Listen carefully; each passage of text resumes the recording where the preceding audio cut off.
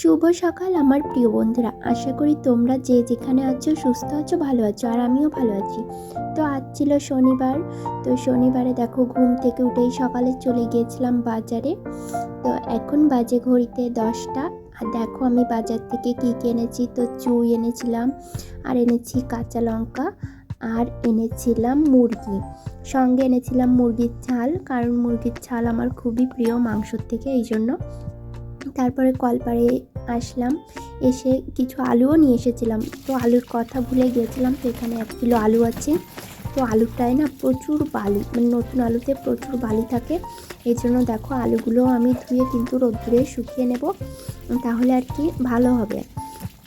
তারপরে দেখো এখানে একটা আমি বস্তা বিছিয়ে নিচ্ছি, কারণ আমি মুরগির ছালগুলো পরিষ্কার করব। আর এখানে দেখো কড়াইতে করে জল গরম করে নিয়ে এসেছি। এখন মুরগির ছালগুলো সুন্দর করে পরিষ্কার করে বেছে নেব।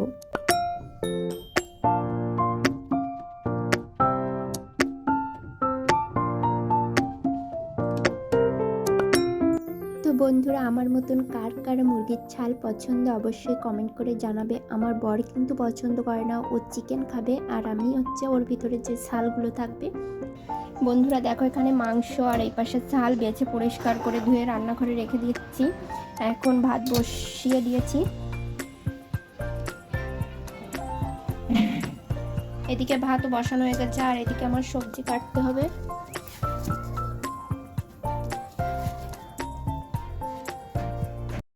তো বন্ধুরা ওইদিকে তো ভাত বসিয়ে দিয়েছি, আর এদিকে দেখো ভাত বসিয়ে দিয়ে কিন্তু সবজি কাটতে চলে এলাম। তো এখানে আলু কেটে নিচ্ছি ফার্স্টে। তো যে আলু আজ কিনে এনেছি ওইগুলো কিন্তু আমার কাছে না নতুন আলুর থেকে পুরানো আলুই বেশি ভালো লাগে। তো নতুন আলুতে কেমন জানি একটা গন্ধ বেরোয়, মানে আমার কাছে মনে হয়।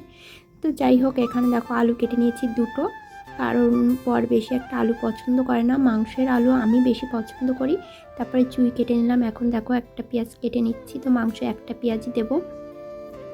তারপর পেঁয়াজ রসুন সব কাটা হয়ে গেছে। এখানে দেখো এখন মশলাটা করে নিচ্ছি শিল নোড়ায়, আর আমার কিন্তু নোড়া নেই, শিলটাও আমার না।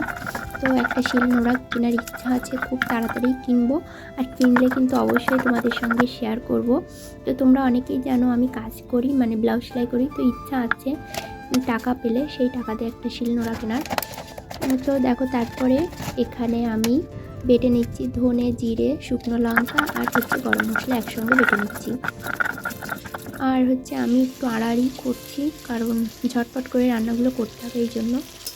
তোমরা যারা আমার রেগুলার ব্লগ দেখো তারা তো জানো আমার বর কাজে যায়, তো খেতে আসবে 1টার সময়ের জন্য আমার তাড়াতাড়ি রান্নাগুলো করতে হয়। তো দেখো এখানে পেঁয়াজটা আর কি ভেজে নিয়ে তারপরে ওর ভিতরে মশলাগুলো দিয়ে দিচ্ছি আমি। তারপর মশলা থেকে তেল ছেড়ে দিলে তারপরে চিকেনগুলো দিয়ে দিচ্ছি।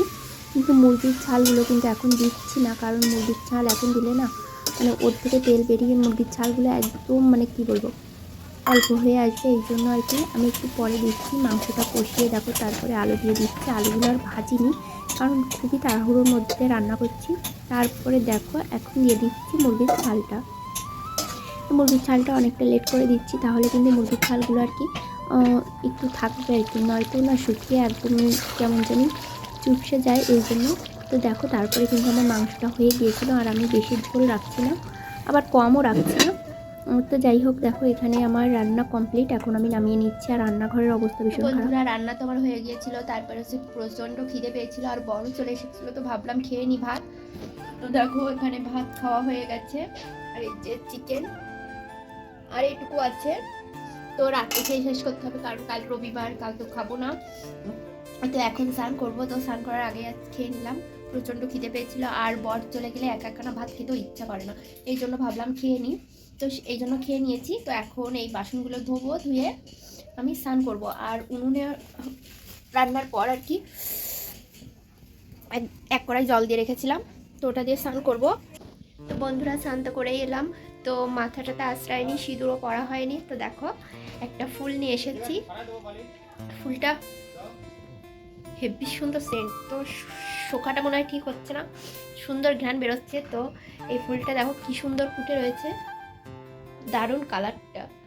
তো আজ না হঠাৎ করে কেমন জানি আর কি আলতা পরতে ইচ্ছা হচ্ছে, তো ভাবলাম আজকে আলতা পরবো, আর হচ্ছে তোমাদের সঙ্গেও শেয়ার করবো। তারপর আমাদের বাড়িতে এই মুড়িটা এসেছিলো, এর নাম প্রীতি। আর এরাই দেখো ছোট্ট একটা ভাই হয়েছিল, তো ওকে নিয়েও এসেছিলো। ও না আমার কাছে আসলে শুধু কান্না করে। তো দেখো তারপরে এই যে আমি বসে পড়েছি, এখন হচ্ছে সিঁদুর আলতা পরবো আর হচ্ছে গায়েও একটু তেল লাগিয়ে নেব, কারণ শীতকালই তো, বুঝতেই তো পারছো।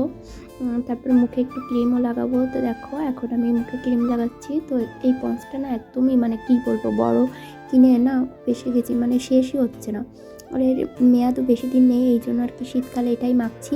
তারপরে দেখো এখানে আমি আলতা পরে নিচ্ছি, আর আমার আলতা পরতে ভীষণ ভীষণ ভালো লাগে।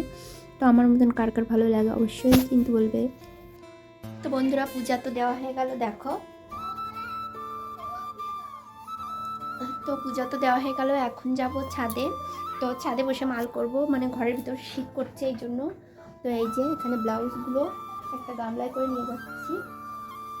তো এই যে এখন যাব ছাদে। তো বন্ধুরা দেখো ছাদে চলে এসেছি, কাকি বলছে একটু টোচের কারখানায় যেতে হবে টোচ আনতে, মানে যেখানে আর কি টোচ তৈরি করে। তো টোচ এনে তারপরে হচ্ছে মাল করব, নিচে যাচ্ছি।